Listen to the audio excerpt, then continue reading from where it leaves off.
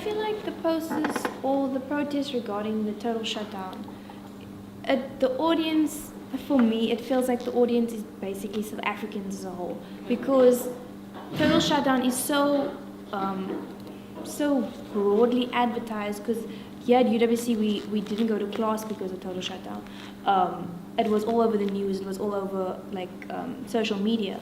So it's more like addressing the broader South Africa as well. That's how I feel about the total shutdown. You'd add a category then. It's actually the society as a whole that's the target here. Because everyone that sees it is part of an audience. So you can be sitting at home and you could see it. You could be sitting at school and you see it. You could be sitting at work and you saw the protests. So. Anybody want to add to that? You think she's right?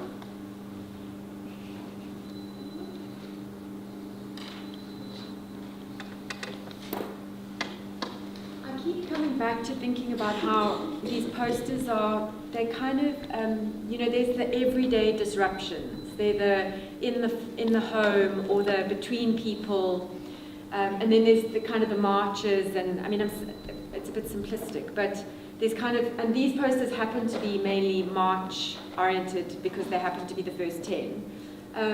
There's sort of, and I think it would be really interesting in your analysis to kind of keep thinking about, what's happening between people or in the home, and it's kind of an everyday, smaller type of protest, and then the big ones. So you said the big ones are kind of aimed at society at large, and they get their message across more widely.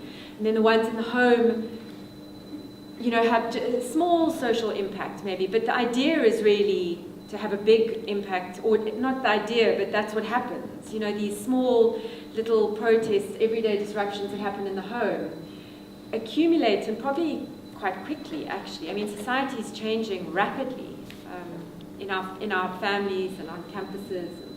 But I just think it's quite interesting to think about that, like these big social ones that are advertised and are all on social media, and then they're like the everyday smaller ones, and how that happens, how the message gets across, how it filters through.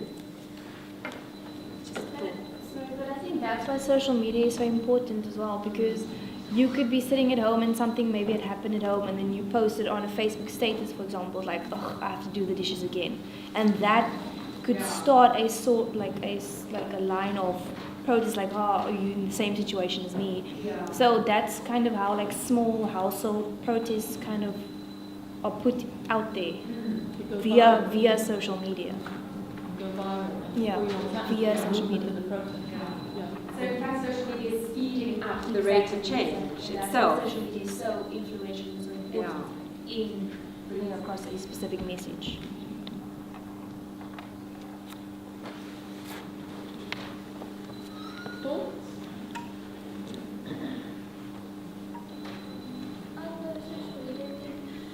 I also think social media is very fast and quick, and kind of, it's like before you know it, a new trend has started. One that's going on. I'm not sure what the name is, but currently rape survivors are speaking. Why I didn't speak up? Yes, why I didn't speak up? That already is going on, so it became viral. So it just shows how it just constantly transcends before you even know it. Yeah. It's actually extraordinary. Yeah. It just wouldn't have been like this, 2-3 years ago. Those of us who grew up without cell phones. Without the internet. Without the internet. Without computers. I remember somebody, I probably told you all this story, somebody asking me, this was 1995 or 1996 at UCT, and they said, did I want an email address? And I said, no, what would I use it for? If only. Okay. What are the questions? So was that question 5? No, 4. Okay. Yeah, it's interesting to think about that. I mean, in a way, the protests are for us. We are all of us are the audience. Okay, so maybe we should move on to number 5. You're up. Okay, what impact do the messages have on their audience? How do they do it? So I've kind of categorized the shutdown, the total shutdown together. Okay, so I'll start off with that. So together they form. The protest shows the power and strength of women who want to raise awareness around the ongoing gender-based violence and sexual injustices they face, alongside with members of the LGBTIQ/non-gender binary people fighting and believing in the same cause together, although heterosexual men are excluded, which is a common factor in the total shutdown protests. So this impact creates kind of an othering of men, so they're just as the perpetrators and nothing more. They're not allowed to be part of this protest and this experience. The artifacts I drew from were number 1 for 8 and 10 about the total shutdown. Next, I'll use artifact number 6, no means no. The intended message for the audience was to allow a space for survivors of abuse to communicate on social media.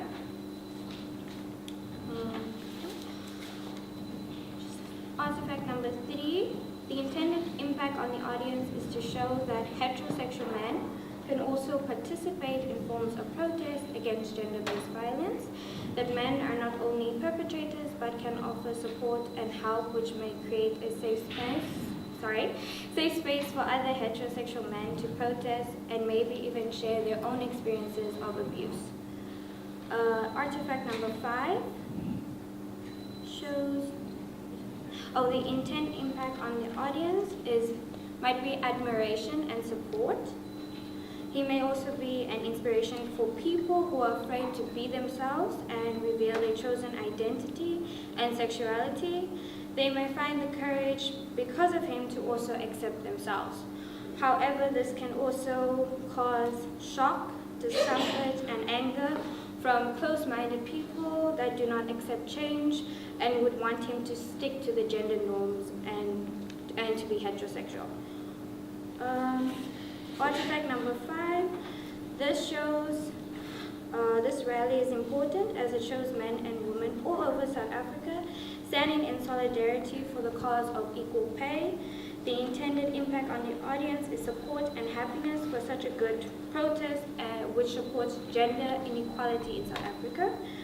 Lastly, artifact number 9, the UWC Day protest. The silent protest had a great impact as it drew crowds and crowds of males and females in. The university then went on and approached the issue not too long after the march. And Twitter also created a flood of support and participation, so both online activism and protest at the university. And it also encouraged others not to stay silent around rape culture. Thank you, that was very interesting. I was thinking something struck me as you were talking, but let's see what other people have to say first. What patterns did you pick up? I was hearing a pattern emerging.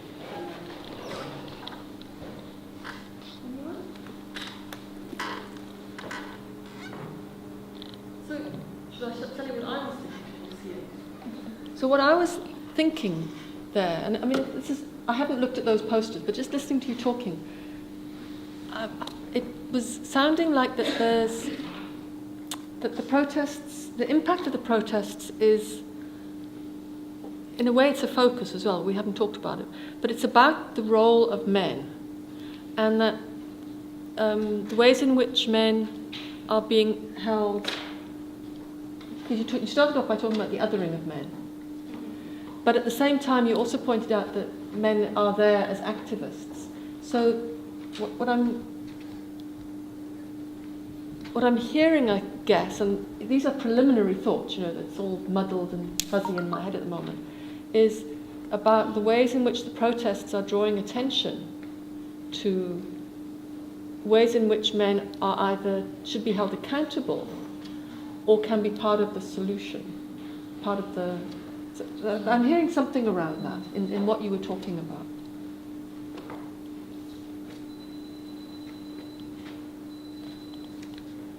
What are other people's thoughts? It's quite a tricky one. Anyone else? For me, some of them were also about wanting to bring about change and directing those in positions of leadership to bring about some sort of change. So, for example, the UWC protest, even the equal pay, around ensuring that there are some sort of structural changes as well that would bring about gender justice. So for me that was something as well. I haven't looked at these posters in enough detail to... I think it might be quite interesting to kind of, so you spoke about shock and kind of discomfort and support. So if you even took just like a few keywords like that and picked, so if you thought, okay, the aim of this protest or the aim of a protest can be to shock, how many of these are about shocking? And then how many of these cause discomfort? How many of these are trying to gather support? You know, so kind of almost starting with those kind of feelings keywords. You know, how many of them are about anger or generating anger? So that's another way to kind of to approach it, I think. I'm still stuck on the othering of men. So it feels like that some of the protests or chunk of the protests are making men uncomfortable. It's about making men accountable and uncomfortable to think about the ways in which violence is normalized. That's what I'm hearing, thinking, muddling through it in a way. Anybody else got any comments or thoughts about that?